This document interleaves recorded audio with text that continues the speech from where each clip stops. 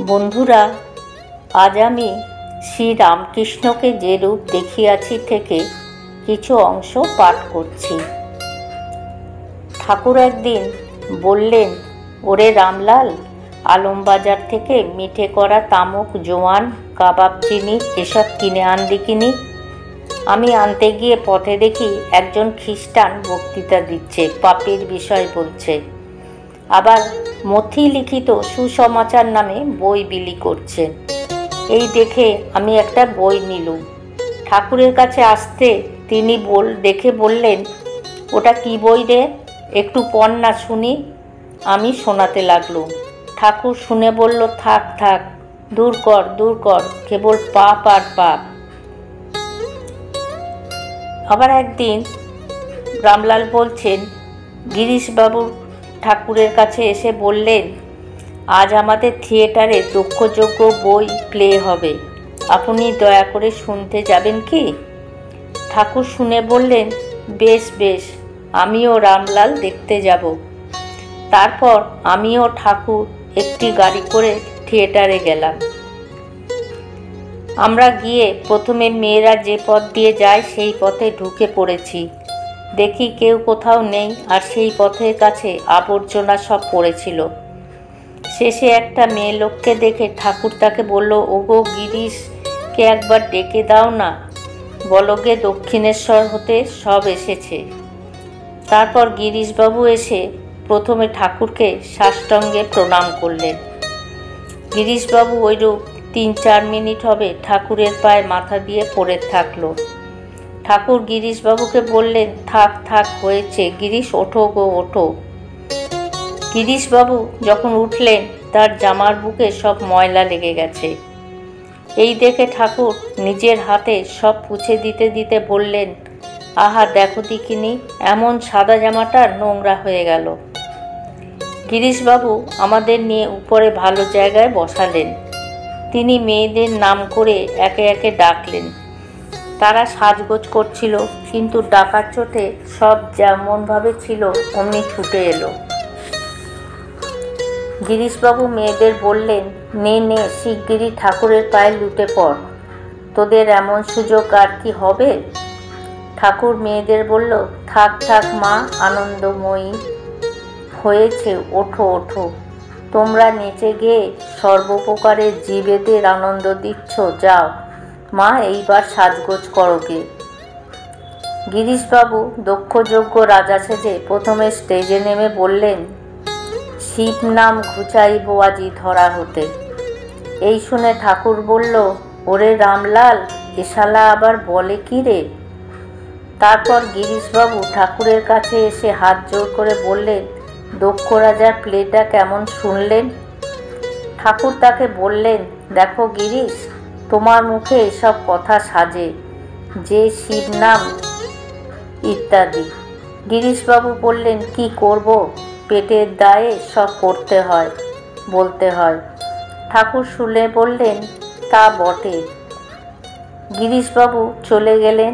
তারপর সতীর প্লে যখন আরম্ভ হলো, তা দেখে ঠাকুর একেবারে সমাধিস্থ হয়ে পড়লেন।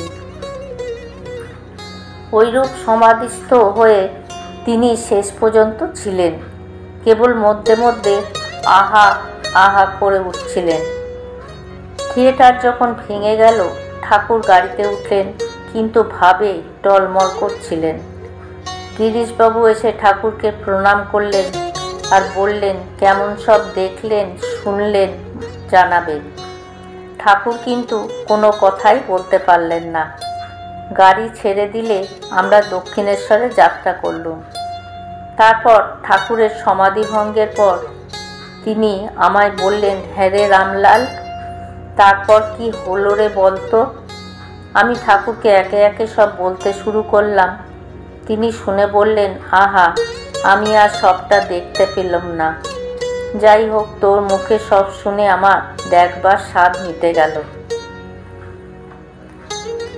একদিন ঠাকুর ও আমি, অর্থাৎ রামলাল, কলকাতা থেকে গাড়ি করে আসছি। এমন সময় যেই বরানগরে চৌমাথায় গাড়ি এলো, অমনি ঠাকুর বলে উঠলেন, হ্যাঁ রে, এটা কি বরানগর? আমি বললাম হ্যাঁ। তিনি বললেন, দেখ, পেটটা যেন খিদে জ্বালা করছে।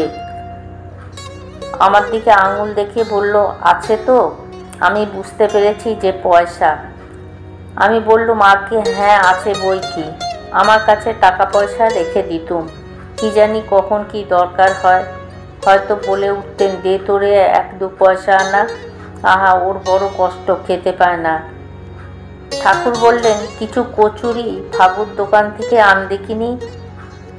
আমি বললাম, আজ্ঞে হ্যাঁ যাই, আপনি বসুন, আমি শিগগিরই আসছি। এই বলে আমি চলে গেলুম। ফাগু বেশ যত্ন করে 1 গ্লাস জল ও পান দিত। তারপর খাবার এনে দেখি ঠাকুর গাড়িতে নেই। কোচম্যানকে জিজ্ঞাসা করলাম, বাবু কাহা গিয়া হ্যায়? সে বলল, বাবু তো অনেকক্ষণ হলো নেবে সোজা চলে গেছেন। আমি খাবার রেখে দৌড়ে ছুটে গেলুম। দেখি ঠাকুর আপন মনে হনন করে চলে যাচ্ছেন। আমি তাকে বললুম, ঠাকুর আপনি তো কোথায় যাচ্ছেন? চলুন, খাবার এনেছি। আমি যতই তাকে বলছি ঠাকুরকে, তিনি শুনতে পাচ্ছেন না। শেষে তার হাত ধরে বললুম, কোথায় যাচ্ছেন একা? ফিরে চলুন। ঠাকুর বললেন, হ্যাঁ, তুই কে?